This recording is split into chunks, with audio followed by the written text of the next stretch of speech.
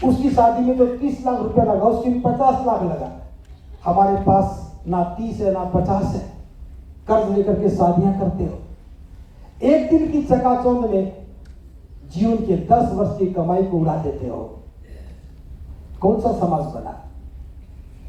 जिनको आपने शादी में निमंत्रण दिया था दावत खाने का, उनकी कोई मंगल कामना काम नहीं आती। ब्याज आपको चुकाना पड़ता है, आप तो चुका भी करते हैं।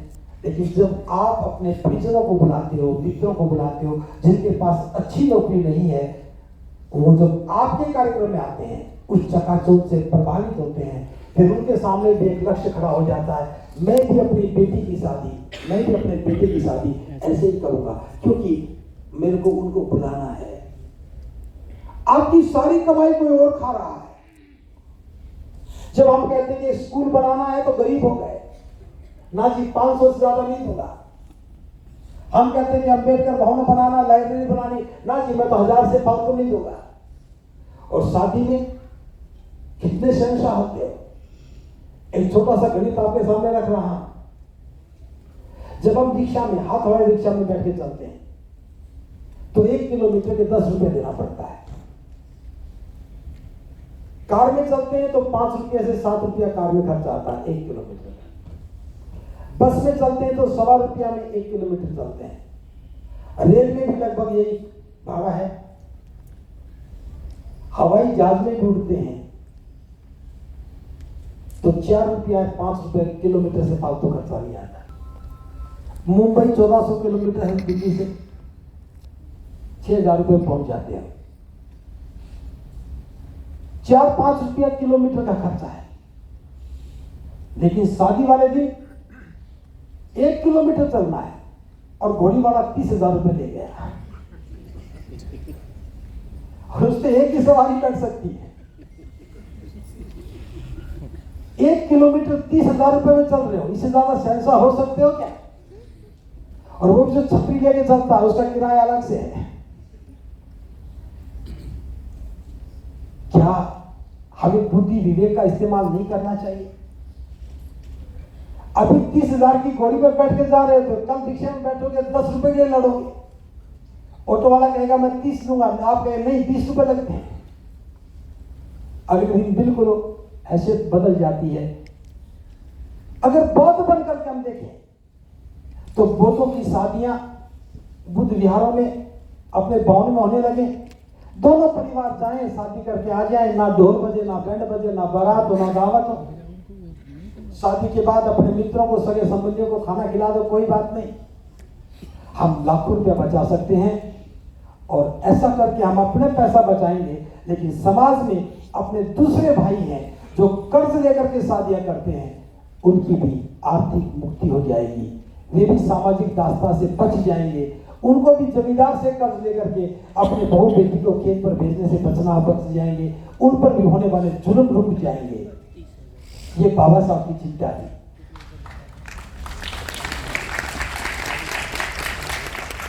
आपने ताली बजाई, मेरी समझ में थोड़ा कम आया है, फिर भी बता देता हूं, आपकी में आ जाए।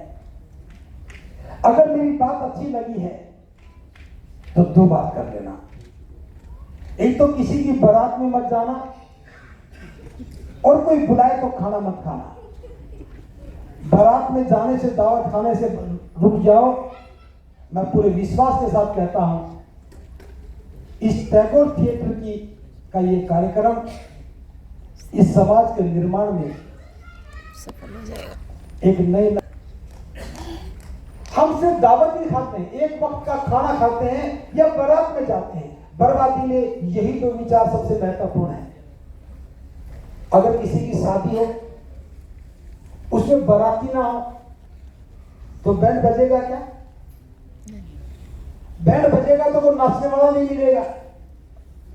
जब बारात नहीं तो बैंड भी नहीं बजता, और बारात नहीं होगी तो लड़की वाला टेंट लगाएगा क्या? जब बारात नहीं है तो हलवाई भी बड़ा क्यों बुलाएगा? बारात आती है तभी बैंड बजता है, बारात आती है तभी दावत होती है, बारात में ही डेकोरेशन होती है। बारात नहीं है तो परिवार के लोग हैं, सगे संबंधी है, कहीं बैठ के शादी कर लो। इतनी सी बात समझ में आ जाती। अगर सम्मान की बात थी, इज्जत की बात थी, तो बनवाओ डॉक्टर अम्बेडकर भवन में एक और कमरा। कहीं समाज का स्कूल बन रहा हो तो बनाओ उसमें 2 कमरे। कौन मना करता है? व्यवस्था निर्माण में भागीदारी दो। लेकिन व्यवस्था निर्माण में तो हम गरीब बन जाते हैं और विवाह शादी में हम दिलदार बन जाते हैं। समाज की बर्बादी में इसी का बड़ा योगदान है, जिसके गुनाहगार हम सभी लोग हैं। क्या कभी सोचते हो आपकी इतना पढ़ा लिखा बनने के बाद भी समाज में जुल्म क्यों हो रहा है? क्योंकि जुल्म को रोकने में आप जिम्मेदार हो, आप काम नहीं कर पा रहे हो। आपको देख करके गरीब आदमी भी कर्जदार हो गया। आप ठीक चलते तो वो भी ठीक चलता। ये हमारी जिम्मेदारी थी कि हम समाज को मार्ग दिखाते, लेकिन हम खुद किसी और के पीछे लग रहे हैं और समाज हमारे पीछे लग रहा है। ये ठीक ऐसे ही है जैसे एक अंधा दूसरे के कंधे पर हाथ रख करके अपना मार्ग तलाश रहा हो। इसलिए परंपराएं बदलो, पर्व बदलो, और सबसे बड़ी बात, हमें कारोबार करना चाहिए। कारोबार से हम डरने लगे। हर चीज बिकती है, हर चीज बनती है। बनती है तो मुनाफा मिलता है, बिकती है तो मुनाफा मिलता है। इतनी बात समझ में आ जाए, जब आप सरकार के बड़े बड़े कार्यालयों में बैठ करके पूरे प्रशासन की व्यवस्था को चलाते हो, तो क्या अपने प्रतिष्ठान में बैठ करके कारोबार को आगे नहीं बढ़ा सकते? बढ़ा सकते हैं। वहां में कोई तनख्वाह देता है, काम लेता है। हमारा स्वभाव काम करने का हो गया। अपने कारोबार में कोई हमें कह नहीं पाता है, इसलिए हम लापरवाह हो जाते हैं। आने वाली पीढ़ी को अगर इज्जत देनी है, सम्मान देना है, तो भूल जाओ उन्हें नौकरियां मिलेंगी। मैं भविष्यवक्ता तो नहीं हूं, लेकिन बता रहा हूं, हो सकता है कि आरक्षण कभी खत्म ना हो, लेकिन नौकरियां नहीं मिलेंगी। आरक्षण कहां काम करेगा? रेल आपके पास नहीं होगी तो नौकरी कौन देगा? किसको देगा? मोबाइल कंपनी आपकी नहीं है, सरकार की नहीं है, तो नौकरियां कौन दे रहा है? किसको तो मिल रही है? स्कूल आपके नहीं होंगे तो नौकरियां किसको मिलेंगी? हॉस्पिटल आपके सरकारी बंद हो जाएंगे तो किसको मिलेंगी? सारा का सारा जो तंत्र है चंद लोगों के पास जा रहा है, और आप अपनी तनख्वाह और पेंशन को देकर के मकान का में कैसा रंग होना चाहिए, इस पर चर्चा कर रहे हो। जीवन कैसा बनना चाहिए, इस पर बातें कौन हो गई? मेरी बात आप भले ही मानो या ना मानो, बाबा साहब की बात को मानिए। बाबा साहब ने हमें बौद्ध बनने के लिए कहा है, मैं तो उनकी बात को मान करके ही बात कह रहा हूं।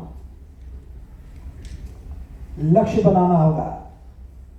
बहुत दिन हो गए कि हम संगठित करने निकले थे और संगठन बनाने में लग गए। हमें बौद्ध बनना था और हम बौद्ध बनने की बात करना भूल गए।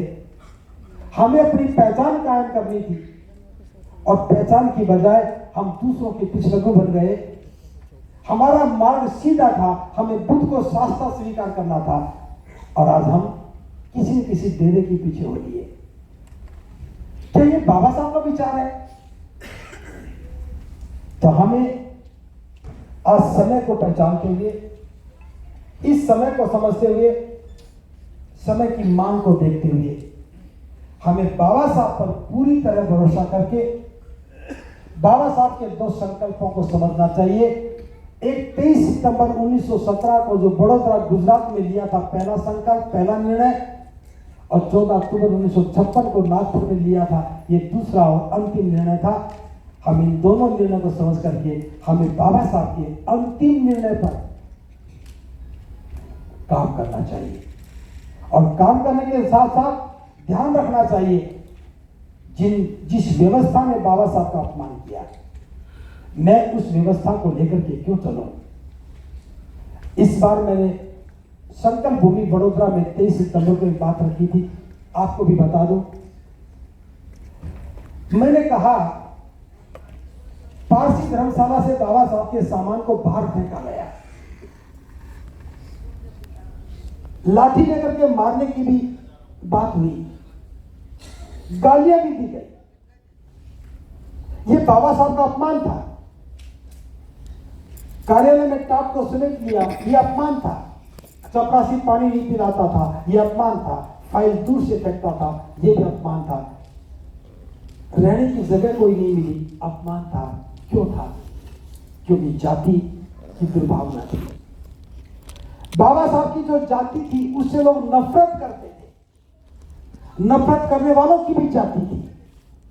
तो ये जाति की दुर्भावना थी, जिस जाति की दुर्भावना ने हमारे महामानव को, हमारे मसीहा को अपमानित किया। हम हर साल यहाँ आते हैं, डीजे बजाते नाचने लगे। क्या महापुरुषों के अपमान में भी हम नाच देख रहे हैं? बाबा साहब का सामान उठा के बाहर फेंका, क्या वह आज भी बाहर पड़ा रहेगा? क्या अपमान की भी खुशी मनाने की कोई परंपरा है? जिस व्यवस्था ने बाबा साहब का अपमान किया, हमें उस व्यवस्था को ध्वस्त करना चाहिए। जाति की व्यवस्था ने बाबा साहब का अपमान किया और हम जाति को लेकर के आते हैं, बाबा साहब को पुष्प अर्पित करते हैं और कहते हैं कि मैं संकल्प भूमि पे जा आया।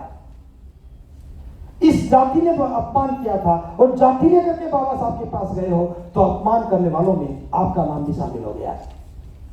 मैंने कहा अगर संकल्प भूमि पर आना है तो जाति को छोड़ करके आना, बाबा साहब को पुष्प चढ़ाने का अधिकार मिल जाएगा। अगर जाति लेके आ भी गए हो तो जाति को छोड़ करके जाना, तब गुनाहगारों में आपका नाम नहीं आएगा। अन्यथा तो बाबा साहब का अपमान 1917 में भी हुआ और आज 107 साल के बाद भी आप जातिगत अपमान बाबा साहब का कर रहे हैं। ये बात मैं आपसे भी कह रहा हूं। जाति लेकर के बाबा साहब का मिशन चला रहे हो, धर्म को लेकर के बाबा साहब का मिशन चला रहे हैं, तो फिर हम गुनाहगार हैं। हमें बौद्ध बनना चाहिए, अपनी पहचान बनानी चाहिए, जाति को खत्म करना चाहिए और धर्म का ठीक से अनुसरण करना चाहिए। जो हमारे पर्व नहीं है, जो हमारी परंपरा नहीं है, उन्हें छोड़ देना चाहिए। इसके लिए हमने एक कार्यक्रम प्लान किया है। 10 नवंबर 2024 को उत्तर प्रदेश के नोएडा में, ग्रेटर नोएडा में गौतम बुद्ध विश्वविद्यालय है।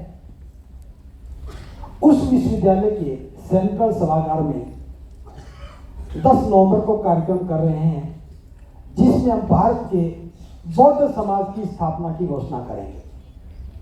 अभी बौद्ध तो चंडीगढ़ में भी होंगे, लेकिन वो बौद्ध दिखते नहीं है, बौद्धों का समाज नहीं है। विवाह शादी अपनी पिछली जातियों में करते हैं।